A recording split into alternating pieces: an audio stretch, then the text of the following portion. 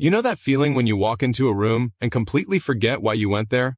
Or when someone tells you something important and 5 minutes later it's just gone, like it never happened? That's not just a bad day. That's not just stress. Something is happening inside your brain, and most people have no idea what it actually is. Here's the thing nobody is telling you. The answer is probably happening every single night, right there in your own bed. Poor sleep is quietly, slowly, and systematically dismantling your ability to think, remember, and function. And the most terrifying part is that it's happening so gradually that most people don't even notice until the damage is already built up over months, sometimes years. Before we go any further, there is a program linked in the description below this video. People who have used it are reporting dramatic improvements in their sleep, their memory, and their mental clarity. But honestly, if you feel like your memory is just fine and sleep has nothing to do with it, this probably isn't for you. Keep scrolling. This is really only for people who are serious about understanding what's happening inside their brain and actually doing something about it. The link is down there when you're ready. Now let me show you what's really going on. Picture your brain like a city, a massive, incredibly complex city that never fully shuts down. During the day, that city is running at full speed. Traffic everywhere, construction, noise, chaos. Information is flying in from every direction. Every conversation you have, every task you complete, every emotion you feel, every decision you make, it all gets dumped into this city like trucks unloading cargo in the middle of rush hour. Now here's where sleep comes in. Sleep is when the cleanup crew arrives. When you fall into deep sleep, your brain activates something called the glymphatic system. Think of it as the city's sewage and sanitation department. It flushes out toxic waste that is built up throughout the day. It clears pathways. It organizes everything. It decides what to keep, what to store, and what to throw away. But here's what happens when that cleanup crew never fully shows up. The garbage piles up. The roads get blocked. The city starts to malfunction. And you feel it. You feel it when you're sitting in a meeting and you can't hold on to the thread of what's being discussed. You feel it when you're talking to someone you care about and you lose your train of thought mid-sentence and have to laugh it off even though on the inside it scares you a little. You feel it when you read the same paragraph 3 times and it still doesn't stick. That feeling isn't weakness. It's not laziness. It's your brain sending you a distress signal. Research has consistently shown that even moderate sleep deprivation, we're talking just losing 1 to 2 hours a night over several nights, can impair memory consolidation in ways that are measurable and significant. Your hippocampus, which is the part of your brain most responsible for forming and storing new memories, becomes dramatically less effective when you're not getting enough deep, quality sleep. And this is where it gets really important to understand. There are 2 major types of memory being destroyed by poor sleep. The first is short-term memory. That's the stuff that happens in the moment. Someone gives you their number, you think you'll remember it, you don't. You set your keys down, and 30 seconds later they've vanished from your mind. You hear a name, and it's gone before the handshake is even over. This is your brain failing to encode new information because the system is overloaded and under-resourced. But the second type is even more devastating. That's long-term memory consolidation. This is the process where your brain takes important experiences, important knowledge, important skills, and transfers them from short-term storage into long-term storage. And this process happens almost entirely during sleep, specifically during deep sleep and REM sleep.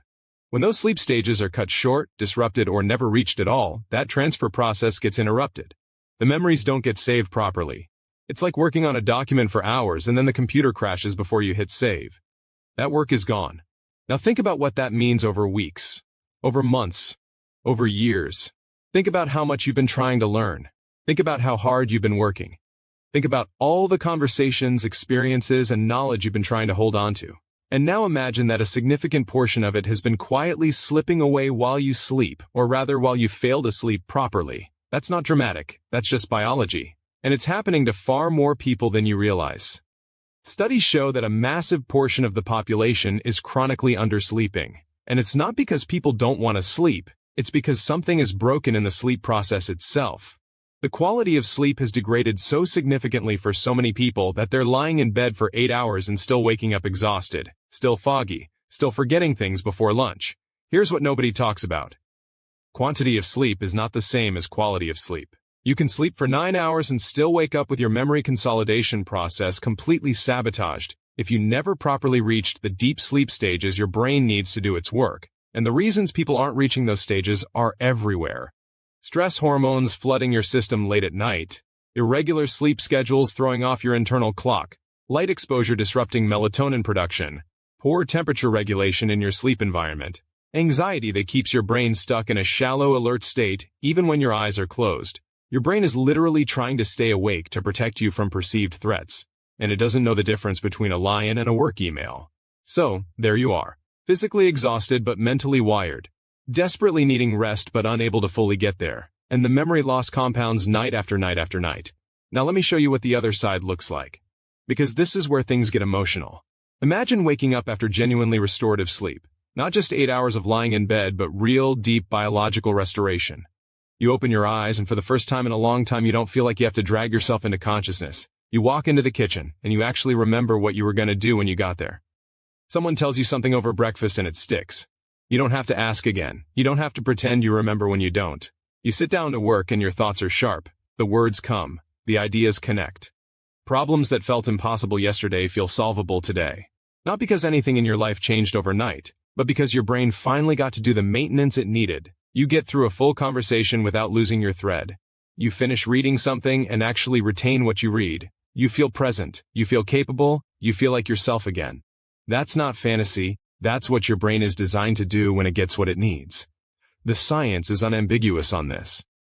People who achieve consistent, high-quality deep sleep show dramatically improved memory recall. They learn new information faster, they retain it longer, they perform better under pressure, their emotional regulation improves, their decision-making sharpens, their creativity expands. Because here's what sleep is actually doing at the neurological level during those deep stages. Your brain is replaying the day's experiences. It's literally rehearsing them.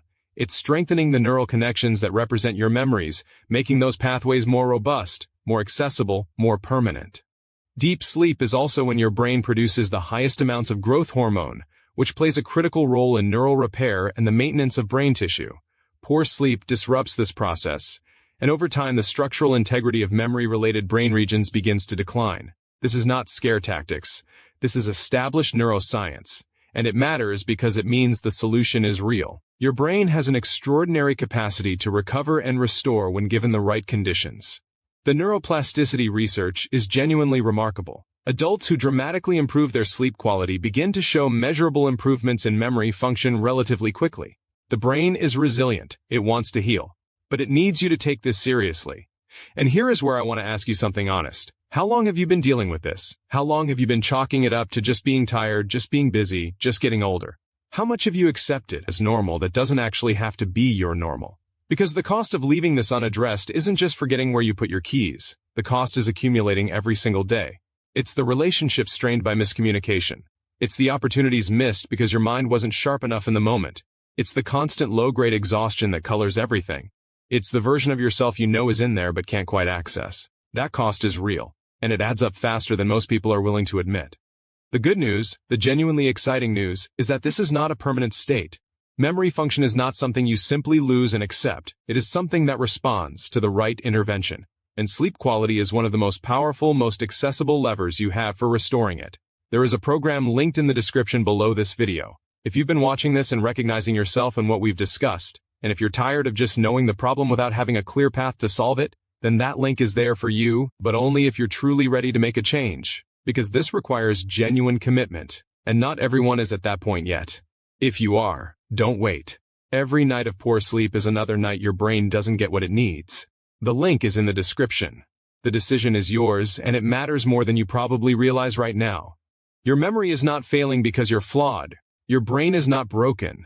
It is waiting for you to give it what it has always needed. And when you do, the clarity, the sharpness, the feeling of being fully present and mentally alive again, that's not something you'll have to imagine for long. It is closer than you think.